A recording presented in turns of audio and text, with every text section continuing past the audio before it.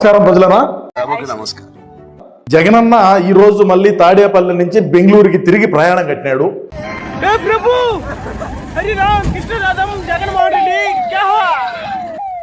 మిమ్మల్ని కన్నారా లేక ఈనారా? ఎందుకు ఇలా గోల్ చేస్తున్నారు? జగనన్న దేనికి వచ్చినాడు?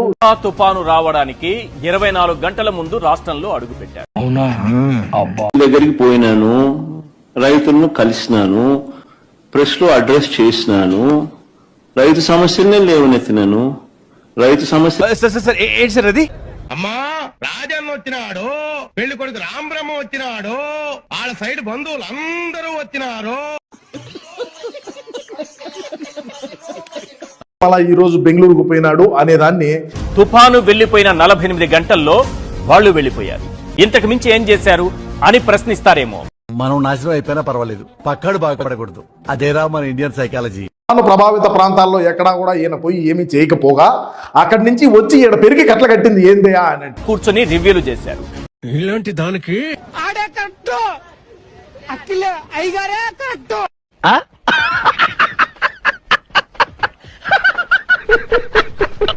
వాడు చేయాల్సిన పని ఏమిటి అని అంటే, అధ్యక్ష అక్కడికి వెళ్లి డ్రామాలు చేయడం కాదు అధ్యక్ష చేయాల్సింది. మీడియాకు ఫోటోలు రిలీజ్ చేశారు. ఎలివేషన్లను ఏ విధంగా ఇవ్వాలో డైరెక్షన్ ఇచ్చారు. పెను తుఫాను తల్లోంచి చూసే తొలి నిప్పు కణం అతడే.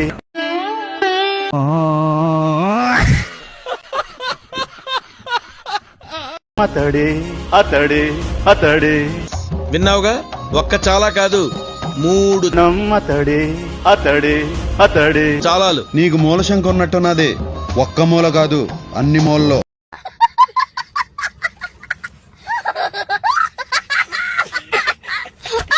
అనేవాడు చేయాల్సింది ఏంటంటే, అది కరెక్ట్ గా జరుగుతా ఉందా లేదా అని చెప్పి జరిగిచ్చేట్టుగా చేయడం లీడర్ చేయాల్సింది. ఆ ఒక్క మాటతో లేచి 2 జేబుల్లో చేతులు పెట్టుకుని నడుచుకుంటూ వెళ్ళిపోతున్నాను. నేను ఎక్కడికి వెళ్తాను కూడా నాకు తెలియదు. 2 చేతులతో పట్టుకుని ఈ తుఫానును వెనక్కి పంపేవాడే. ఆ రోజులు కూడా వస్తాయని ఈ డైలాగ్ ఎక్కడో ఎన్నట్టుందే. ఒకరంటే, తుఫాన్ వచ్చినా సునామీ వచ్చినా జగనన్న సైన్యం మాత్రం తుఫాన్ అయినా ఆపేస్తుంది. కనకడు కోడు తుపాకి లేకపోయినా లపాకి కావాలన్నా అంట.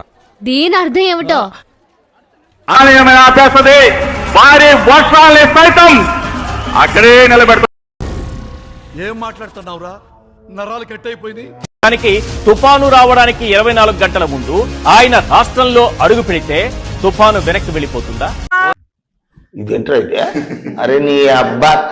మీడియాలో ఎలివేషన్లు ఇచ్చినంత మాత్రాన తుఫాను తన పని తాను చేయకుండా తిరిగి వెళ్ళిపోతుందా? నేను మరీ అంత ఎదవలా కనపడుతున్నానా? ఓ మాదిరిగా కూడా కనపడలేదా? చూస్తున్నటువంటి ప్రతి ఒక్కరు కూడా కామెంట్ అయితే పెట్టండి. మన పార్టీలో ఉండేటువంటి నాయకులు, మరి కొంతమంది గ్రామ స్థాయిలో ఉండేటువంటి లీడర్లుగా పేరు పొందినటువంటి నాయకులందరూ కూడా ఏ విధమైనటువంటి చర్చలు జరుపుతున్నారు, ఏంది విషయం అనేది మనం ఒక్కసారి ఎంత నష్టం. నేను ఇలా బుక్ అయిపోతా కల్లో కూడా ఆడుకోలేదు. ఏమేసావు? ఎంత ఎంత ఎంత నష్టం వచ్చింది?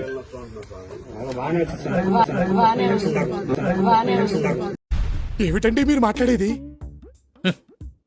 ఆవిడ కరెక్ట్ గానే చెప్పిందిరా. చాలా సేపు సస్పెన్స్ తర్వాత నాకు కూడా అర్థమైంది. ఇలాంటి కథలు ఎన్నెన్నో. ఏంటి మమ్మీ ఎవడీడు? మనము అన్నను ప్రధానమంత్రిని చేయాలనేది ఒక లక్ష్యంగా పెట్టుకుని ముందుకు పోయేటువంటి ప్రధానమంత్రిని చేయాలనేది ఒక లక్ష్యంగా పెట్టుకుని ముందుకు పోయేటువంటి మనం తప్ప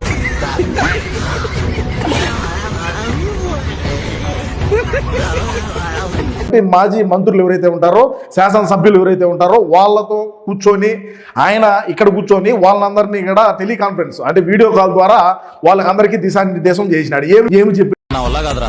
నెల్లూరు నుంచి తిరుపతికి వెళ్ళి నారాయణ ఎక్స్ప్రెస్ లో 70 రూపాయలు పెట్టి టికెట్ కొనుక్కొని విండో దగ్గర కూర్చుంటా. తన్ని పడతా బండ చచ్చిపోతా. ధమాక లేకపోయినే మరి మనోడికి ధమాక లేకుండా ఓళ్ళు ఏమిన్నారు, ఓళ్ళు ఏమి చేయబోతారు రేపు అనే ఆ ఒక్క మాటతో లేచి 2 జేబుల్లో చేతులు పెట్టుకుని నడుచుకుంటూ వెళ్ళిపోతున్నాను. నేను ఎక్కడికి వెళ్తాను కూడా నాకు తెలియదు.